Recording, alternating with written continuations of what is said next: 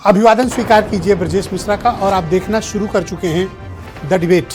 बहनों भाइयों, चुनाव पास आते ही राजनीतिक दल, खासतौर पर सत्ता पक्ष और प्रतिपक्ष, कुछ ऐसी ऐसी घोषणाएं करते हैं, कुछ ऐसे वायदे करते हैं जो पूरे 4.5 साल तक वो नहीं किए होते हैं। और चुनाव के पहले वो जिस तरह का की फ्रीबीज या कह लीजिए जिस तरह के वायदे और घोषणाएं करते हैं, कई बार तो बहुत अचरज लगता है, लेकिन फिर लगता है कि चलो चुनाव आ रहा है, कुछ तो किसी को मिल रहा है।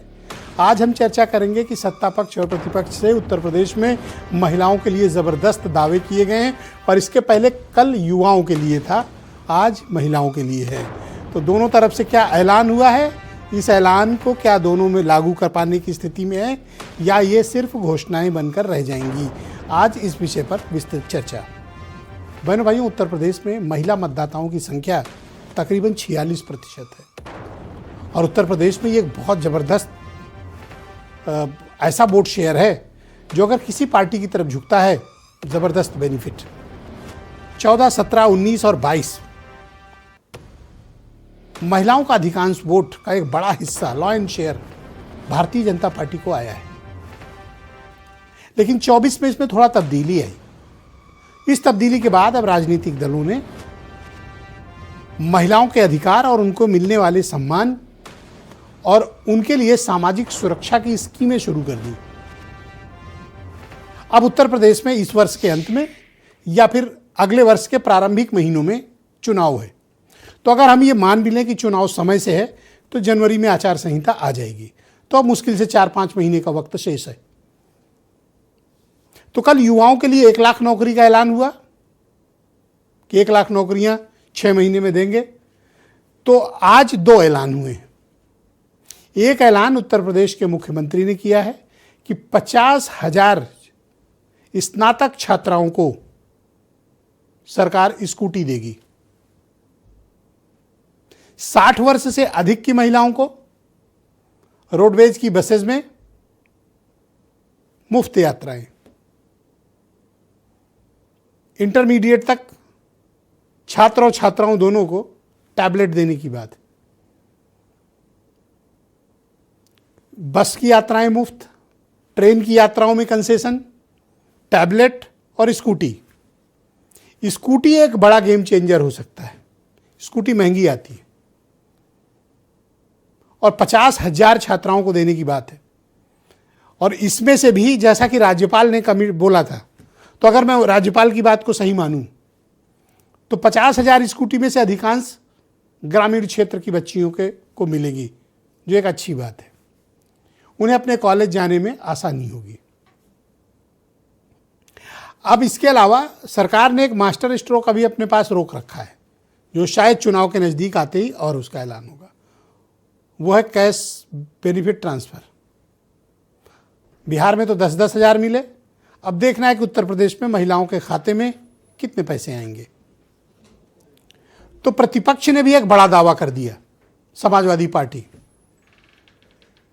आज समाजवादी पार्टी की बड़ी अनयूजुअल प्रेस कॉन्फ्रेंस हुई।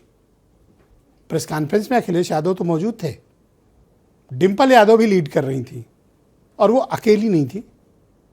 उनके साथ कई मेंबर ऑफ पार्लियामेंट जो महिलाएं हैं, कई विधायक जो महिलाएं हैं, और कई महिलाएं जो पार्टी की पदाधिकारी हैं। उनकी उपस्थिति में एक बड़ा ऐलान हुआ।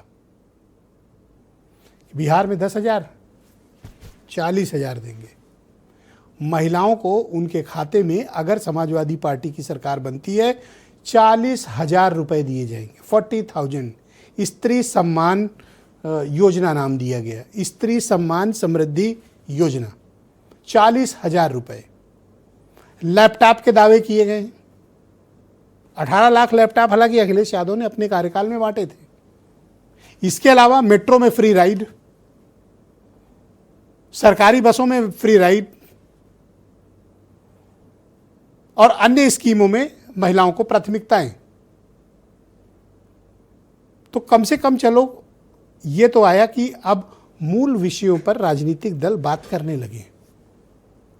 कल रोजगार पे बात हुई, आज महिलाओं के लिए बात हुई। मुझे इस बात की प्रसन्नता है कि कुछ भी हो, लेकिन इस वर्ष का जो राजनीतिक सामाजिक माहौल है, हम कोर इश्यूज की तरफ लौट रहे हैं। जहां में इंडिविजुअल को, वो व्यक्ति हो, वो महिलाएं हो, पुरुष हो, नौजवान हो, किसान हो, सत्ता पक्ष और प्रतिपक्ष दोनों के पास उनके लिए योजनाएं हैं, उनके लिए घोषणाएं भी हैं और उनके लिए वायदे भी हैं। तो क्या ये इतना आसान है इन वायदों को पूरा करना?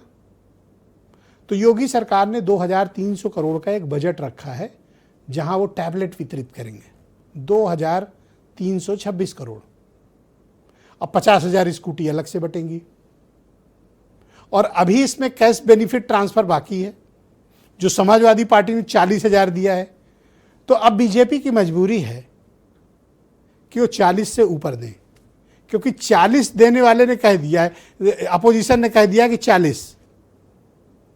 तो मैं महिलाओं के लिए अच्छी बात मानता हूं, कम से कम इनको इनका हिस्सा तो मिल रहा है सरकार से, इनकी समृद्धि की बात तो हो रही है, इनको एम्पावर्ड करने की बात तो हो रही है, ये अच्छी बात है। लेकिन मैं तो इससे भी आगे कहता हूं,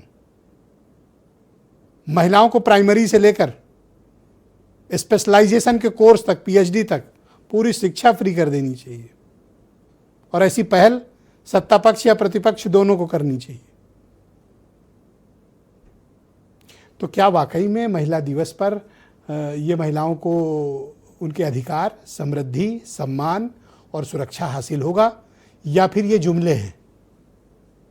निराश मत होइए, इनको अगर आपके वोट लेना है तो आपको देना पड़ेगा कुछ। यह है कि आप उस मुद्दे पर कितना डटी रहती हैं, ये उसके ऊपर निर्भर करता है। इनके पास देने के लिए बहुत कुछ है, बस आपके पास इनसे लेने का जज्बा चाहिए। तो कुछ बयान सुनिए, फिर आज की डिबेट। देश की 50,000 बेटियों को जो स्नातक में पढ़ाई कर रही हैं, ऐसी 50,000 बेटियों को एक स्कूटी उपलब्ध करवाने जा रहे हैं। जो वुमेन पार्टिसिपेशन को उत्तर प्रदेश में जो हमने 12% से 36% तक पहुंचाया है, हमारा प्रयास है ये कम से कम 50% तक पहुंचना ही चाहिए। कि जहां स्त्री सम्मान समृद्धि योजना लागू की जाएगी, ये आदि आबादी की पूरी आजादी का संकल्प है और उन्हें हर साल 40,000 रुपए देकर के उन्हें आगे बढ़ाने का काम समाजवादी सरकार में होगा।